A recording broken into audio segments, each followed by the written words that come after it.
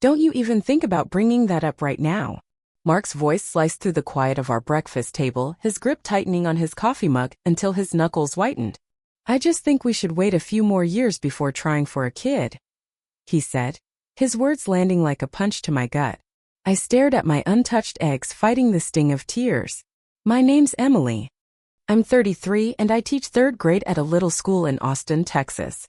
For 2 years, I thought I was battling some cruel, invisible barrier to motherhood, tracking every cycle, overhauling my diet, visiting every fertility guru in town. Each negative test chipped away at me and I'd lie awake wondering, am I too stressed? Too broken? Mark would hold me as I sobbed, whispering that it'd happen when the time was right. But that morning, something in his tone shifted sharp, defensive off. It wasn't our first fight about kids, but it was the first time I felt a crack in the man I thought I knew. Still reeling from his outburst, I escaped to the attic that afternoon while he was at work. My doctor had told me to stay busy to tame my spiraling anxiety, and I needed a distraction badly. Rummaging through dusty boxes, I found it. A manila folder tucked inside a bin labeled 2022 tax stuff. I almost tossed it aside, but Mark's name in bold caught my eye. My hands shook as I slid out a single sheet of paper. The letterhead read Austin Medical Center, dated March 15, 2022, 8 months before our wedding. This letter confirms your vasectomy procedure was successfully completed. The page crumpled in my fists as 2 years of guilt, shame, and heartbreak ignited into something new, cold, unrelenting fury. Mark had known. Every doctor's visit, every tear-streaked night. Every time I blamed myself, he'd known it was impossible. He'd watched me unravel, whispering empty comforts, all while hiding this. I smoothed the paper out, slid it back into its hiding spot, and went downstairs. With a cup of tea in hand, I sat at our kitchen table, staring into the steam as a plan took shape. He had no clue what was coming, but I'd make damn sure he felt the weight of his lies. I'm not sure who I married anymore. The Mark I loved, the one who'd held my hand through every failed test, who promised our time will come, was a ghost. How many nights had he watched me cry myself to sleep? How many times had he played the doting husband at appointments he knew were pointless? My phone buzzed, a text from him. Sorry I snapped this morning. Let's talk tonight. Love you. I nearly crushed the screen in my hand. Even now he was acting the part. I scrolled through my photos, landing on one from 6 months back, us at my sister Laura's baby shower. I'd sobbed in the bathroom that day, and Mark had hugged me, saying, "Be patient, babe. It'll happen." The memory made me nauseous. Then I checked our banking app. 2 years of fertility treatments, specialists, supplements, tests, had drained us of $155,000. Money we could have used for a house, a trip, anything but a lie. Confronting him now, though, would be reckless. Mark was slick. He'd twist it, gaslight me, make me question what I'd seen. No, I had to be smarter. I grabbed my laptop, Googled divorce lawyers, and remembered my old college roommate, Claire, a financial advisor who'd helped a friend through a nasty split. I jotted her name down. This wasn't just about the vasectomy or the deceit. It was about the years he'd let me suffer, stealing my time, my money, my choice. Now I was taking it all back. When Mark's car rolled into the driveway at 6, I'd already hidden every trace of my attic discovery. The house smelled like lasagna, his favorite, though cooking for him now made my skin crawl. "Smells amazing," he called, dropping his briefcase and leaning in for a cheek kiss. I dodged, pretending to grab a spatula. "About this morning," he started, his voice soft. "I know you're upset. Maybe we could try some natural fertility stuff?" I read about this holistic doc. I almost laughed at the absurdity. More fake solutions from the man who'd ensured we'd never need them. "Maybe you're right about waiting," I said, watching his face.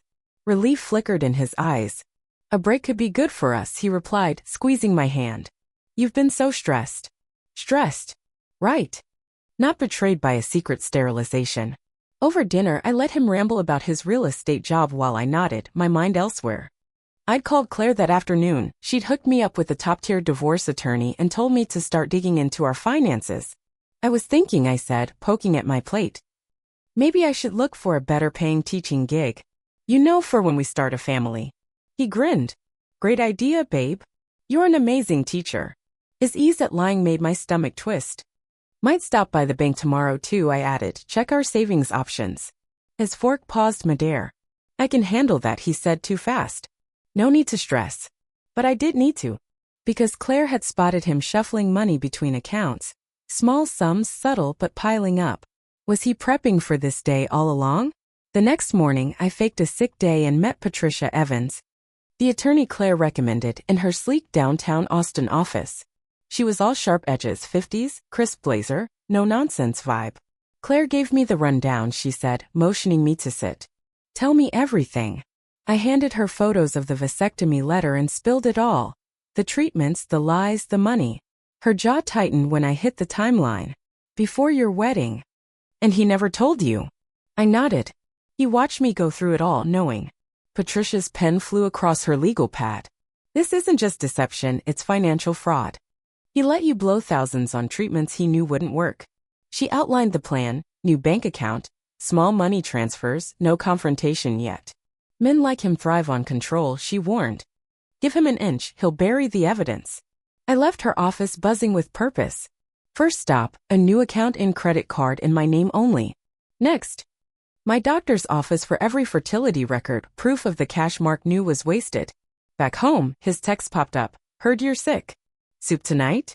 I pictured his fake concern through years of fake hope and replied, that'd be sweet. With a heart emoji. Two could play this game. That week I was a robot kissing him goodbye. Laughing at his work stories, all while my phone's voice recorder caught every lie. Claire uncovered 2 secret investment properties, bought pre-wedding with funds I'd never seen. Then my fertility doc, Dr. Lopez, called. Emily, your husband asked us to delay your hormone treatments multiple times. Said you were too anxious. I gripped the phone while rising. He hadn't just watched, he'd sabotaged me. That night, he brought Thai takeout, all smiles. You've seemed down, he said. Thought you'd like a treat. I smiled back, choking down the truth. Later, I checked his phone while he slept. 6 calls to a Houston divorce lawyer in the past month. He was plotting his own escape. Then at our coffee shop, the barista, Lisa, whispered, your husband's been here with a woman. Last week they talked divorce lawyers and hidden accounts. It clicked. Rachel Carter, his coworker. The properties, the calls, it was her. Patricia grinned when I told her. This is gold. We've got enough to freeze his accounts and nail him for fraud. I wanted him blindsided, helpless like I'd been. Sunday morning I set the trap. Mark sipped coffee at the table, oblivious.